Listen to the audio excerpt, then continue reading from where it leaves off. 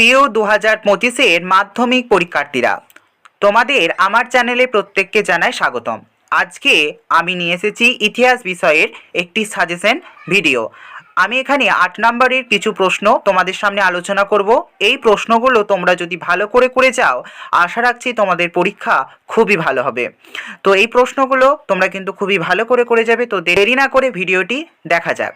1 নম্বরে রয়েছে, দেখো, নীল বিদ্রোহের কারণ ও ফলাফল আলোচনা করো। মোস্ট ইম্পর্টেন্ট প্রশ্ন, নীল বিদ্রোহের কারণ এবং ফলাফল। কারণ আসতে পারে বা ফলাফল আসতে পারে, এটাকে মানে এক একটা অনুযায়ী আসবে।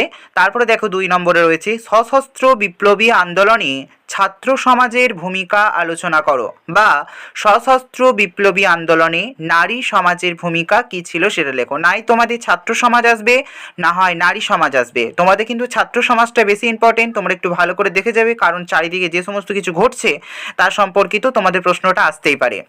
তারপরে দেখো, 19 শতকের বাংলার সমাজ সংস্কারে ব্রহ্ম সমাজের উদ্যোগ আলোচনা করো।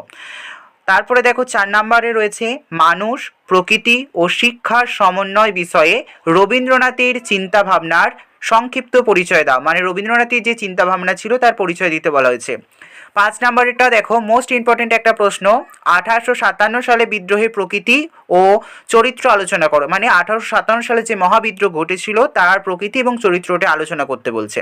এখানে আমি দেখো 3টে মোস্ট ইম্পর্টেন্ট প্রশ্নের কথা বললাম। এক হচ্ছে নীল বিদ্রোহের কারণ ও ফলাফল, 2-এ রয়েছে সশস্ত্র বিপ্লবী আন্দোলনে ছাত্রদের ভূমিকা, আর রয়েছে 1857 সালে বিদ্রোহের প্রকৃতি এবং চরিত্র। এই 3টে প্রশ্ন কিন্তু মোস্ট ইম্পর্টেন্ট প্রশ্ন 2025-এর মাধ্যমিকের ক্ষেত্রে।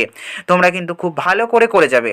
তারপরে দেখো সর্বশেষ প্রশ্ন, ভারতীয়দের জাতীয়তাবাদের বিকাশে লেখা ও রেখার কি অবদান ছিল। তোমাদের মোট 6টি প্রশ্ন নিয়ে আলোচনা করলাম আমি। এই 6টি প্রশ্ন তোমরা যদি খুব ভালো করে যাও, আশা রাখছি তোমরা কিন্তু এখান থেকেই কমন পাবে। তো তোমরা প্রত্যেক শিক্ষার্থীদের আমার তরফ থেকে জানাই অনেক শুভেচ্ছা।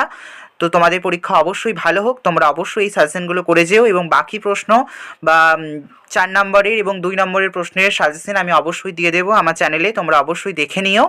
আর অন্যান্য সাবজেক্টের সাজেশনও আমি দিয়ে দেবো।